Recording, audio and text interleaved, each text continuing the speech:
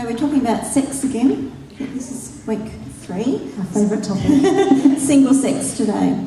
Now, society more or less tells us that it's okay to have single sex or sex outside marriage as long as it's safe sex, which they kind of determine as use a condom, that makes it safe. So what would your response be to a comment like that?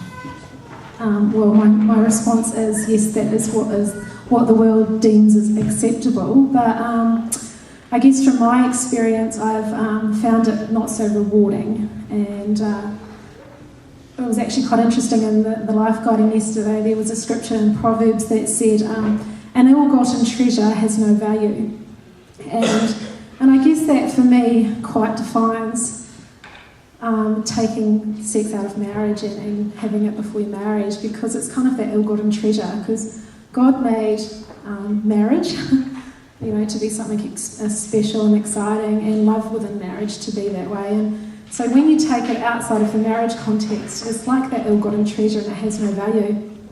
I came from a upbringing, there was abuse in it, sexual abuse, and so I didn't really have any idea of the value of my identity.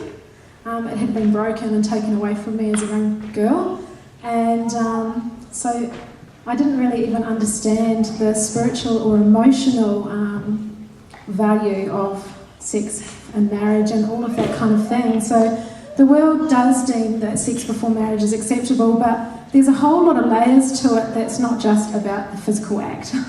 It's all about, there's a lot of emotional and spiritual impacts that goes with it, and and there's a lot of people out here that have been abused and really don't understand that and don't know how to deal with that. But they say that when you have sex with somebody, that there's a part of your soul that binds with them, and so every time that you have sex out of wedlock, you're binding yourselves in a spiritual sense to all these people. And as you can come through it and look back on your past and go, wow, that's a big burden, that you've kind of done all this acceptable stuff in the world's eyes, but in a spiritual sense you've burdened a lot of people's lives with your life by spiritually bonding yourself to them. And so it's kind of really scary.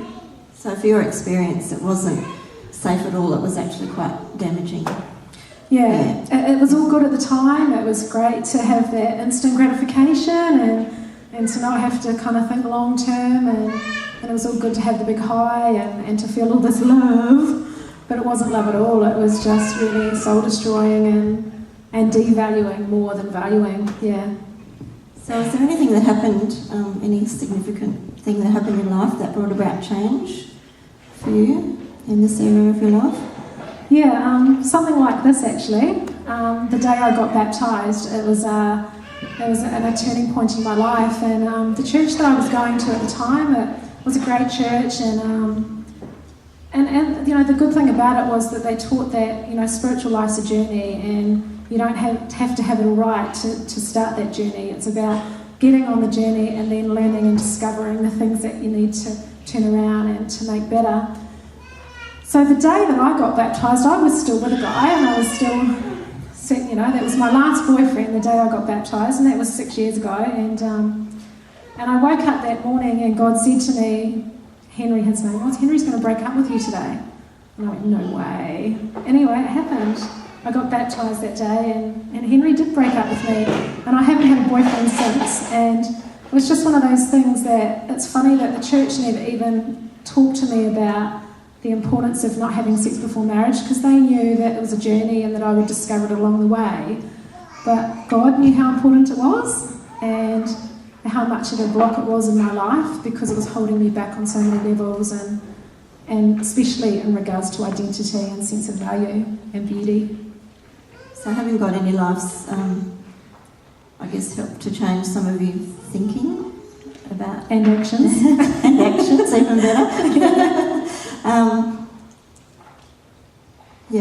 So I'm just wondering, is it still a journey? Is there still more to learn? Oh, absolutely. Each week and each course that I take, and I learn more, and every time you get into the Bible, you learn more about the truth and the way that life is meant to be led, and that it's not a burden, it's actually easy when you do it right.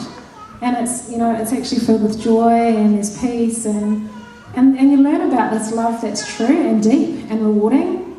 And yeah, I'm still only on the beginning of the journey. It's fantastic. And so yeah, I'm actually going to sign up to do the Search for Intimacy course this term, because I just happen to have the brochure here. that's very good. That's like advertising, isn't it? Yeah, because I've got to the age of 36. Yes, I know it's a shock, everybody. To the age of 36, and I really still don't understand the whole sex before marriage thing, and why it's so important to not do it. Not for just the sake of saying it, but the real deep knowledge of it. So I'm really looking forward to understanding it fully. So it's important to know why we believe, why we have a certain standpoint.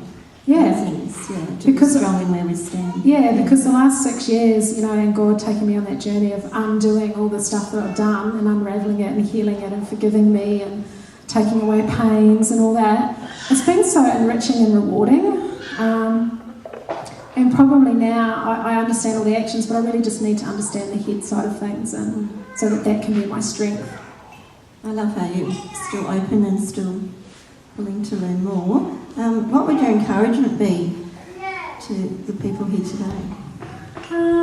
I guess to the young guys here, don't do it. If it's tempting, don't do it until it's absolutely, you know, it's the right time and it's what God's ordained. Because, yeah, you know, they say not to live to regret, but it's not even about that regret. It's about that richness of the reward.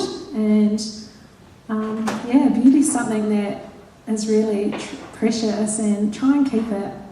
And I guess to the parents, if I love my parents, but the education that I got about sex was something like, if you're old enough to do it, then you have to suffer the consequences if you get pregnant. And that kind of really wasn't enough.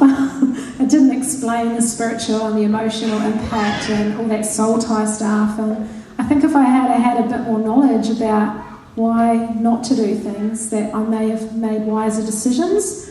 So, yeah, if you're a parent out there, enable yourself with tools to give your children the right education. So, Search for Intimacy, starting up just after the school holidays. There's brochures on your table today. If you wanted to talk to Jules after, or come talk to me, that's fine. So it's open to our young people, it's open to parents, and it's also open to singles who aren't perhaps as young as they used to be as well. So it's kind of open to everyone. Just a word to you young people, if your parents do it as well, we won't put you in the same group, so you don't have to think, so that's just a logistical thing. So thank you so much, Jules, for sharing with us this morning. We appreciate it, and thanks for encouraging us.